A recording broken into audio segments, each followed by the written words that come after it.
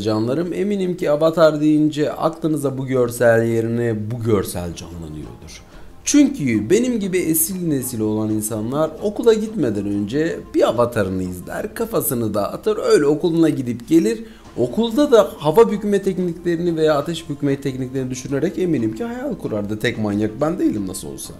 İşte bundan mütevellit tek manyağın da ben olmamamdan dolayı eski seriyi de hatırlayan ve çok seven insanlar olacak ki bizim yapımcı ekip demiş ki bu Avatar'ın bir de dizisini yapalım ama bu sefer animasyon şekli yerine gerçek karakterlerle gerçek bir dünyada gerçek bir uyarlama yapalım demişler ve Avatar The Last Airbender. Yani bizim dilimize çevirecek olursak Avatar son hava bükücü. Ne uzatıyorsun arkadaşım? Avatar son hava bükücü. Devam et git işte ya. Neyse devam edecek olursak dostlarım. Bizim ekip bu sefer bunların görselini yayınlamaya karar vermişler. Dizideki oyuncuların dizideki görüntülerini ve hallerini paylaşmaya karar vermişler ki büyük bir hype kitlensin, toplansın ve desin ki aman tanrım bu karakterler ne kadar da birbirlerine benziyorlar desinler ki büyük bir kitle, o fan kitlesi toplanıp birbirlerini uyarıp büyük bir hype çıkarmak için böyle bir şey yapmışlar dostlarım. Karakterlerin ilk görüşüne dönecek olursak ben kendi adıma söyleyeyim. İlk başta Zuko kardeşimizle başlayalım. Bana soracak olursanız dostlarım Zuko karakteri burada biraz daha böyle oturabilirdi. Yani Zuko karakteri biraz daha biliyorsunuz ki böyle sert mizaçlı bir insan. Bu insan biraz daha sanki 5 dakika sonra böyle hahir hahir kikiri diye gülecekmiş gibi geliyor bana. Ama baktığım zaman teknik olarak yine de güzel gözüküyor. Yüzündeki makyajı, yarasını iyi yapmışlar. Sinirli olmayı pek becerememiş. Sanki gülüyormuş gibi bir ifade var. Yani oyuncunun kendisinden mi, mimiklerinden mi veya duruşundan mı onu tam bilemesem de baktığım zaman üstündeki kıyafetler gayet uyumuş, arkasındaki ambiyans gayet uyumuş ama ve lakin dediğim gibi bu pek de benim anımsatabileceğim bir şekilde Zuko değil. Tabi siz bunun hakkında ne düşünürsünüz onu bilemem. Tabi benim buna vereceğim puan 10 üzeri 8'lik bir Zuko bence. İkinci olarak da dostlarım Iroh amcadan bahsedeceğim. Iroh amca bence kıyafetleri gayet güzel uydurulmuş.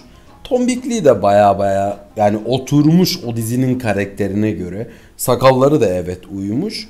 Ama bu dizide ne kadar bir Iroh amca olur, ne kadar güzel bir şekilde bize yansıtılır ve ne kadar oyuncu o karakteri benimser ve bize daha iyi bir şekilde yansıtır orayı bilmiyorum. Yani benim Iroh amcaya böyle baktığım zaman dostlarım 10 üzeri bir 9'luk bir puanım var. Hani benzemiş gibi. Ve buradan bakacak olursak da üçüncü karakterimiz Ateş Kralı Ozai. Bence Ateş Karakteri Ozai oturmuş. Yani sakalıyla, bakışıyla, tacıyla gerçekten o Ateş Kralı olduğunu hissettiriyormuş gibi. Ama burada gerçekten adamın yüzünde böyle bir kızgınlık ifadesi yok. Çünkü hepimiz Ateş Kralı Ozai'yi siniriyle, öfkesiyle biliyoruz. Burada daha böyle bir sakinlik havası olduğu için bu kareyi orada yakaladıkları için bence biraz daha olabilirdi. Yani daha böyle onu yansıtacak bir görüntüyle bize bir poz verebilirlerdi. Baktığım zamanında evet kıyafetleri güzel, arkasındaki ambiyans güzel. Çünkü bu kıyafetin aynısı şeyde de vardı, animasyonda da vardı. Aynı şekilde arkasındaki görüntüler de animasyonda vardı.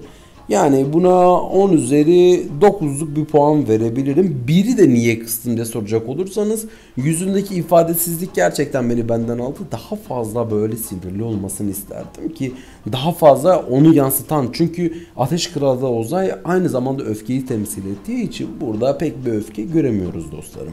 Ve benim çocukluğumdan beri gerçekten kötü olarak böyle en hayran duyduklarından bir tanesi olan Azula'yı görüyoruz dostlarım.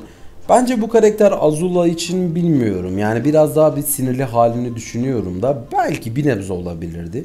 Ama bu karakteri baktığım zaman Amber ablam bence burada şeyi canlandırsa daha güzel olurdu. Katara karakterini canlandırsa gerçekten çok daha güzel bir şekilde yakışacağını düşünüyorum. Çünkü yüz ifadesi, mimiklik, o yüzündeki tombulluk gerçekten bir Katara olabilirdi diye düşünüyorum. İkinci olarak da yüzündeki ifadesizlik gerçekten bu oyuncuların yani en büyük hatalarından bir tanesi. Özellikle seri izlemiş insanlar bilir ki bu dizide özellikle animasyon yapımında dikkatlice bakarsanız yüzlerde her zaman bir öfke bakışı vardır Ateş Krallığı tarafında. Bir tek Iroh'da yoktur. Iroh'da zaten belli abi, yani o Iroh, yani o en sakin, en relax adamlardan bir tanesi. Ama ve lakin dediğim gibi buradaki Azula detayı gerçekten tatlı olmuş, güzel olmuş. Yani karakterin kendisi de çekici.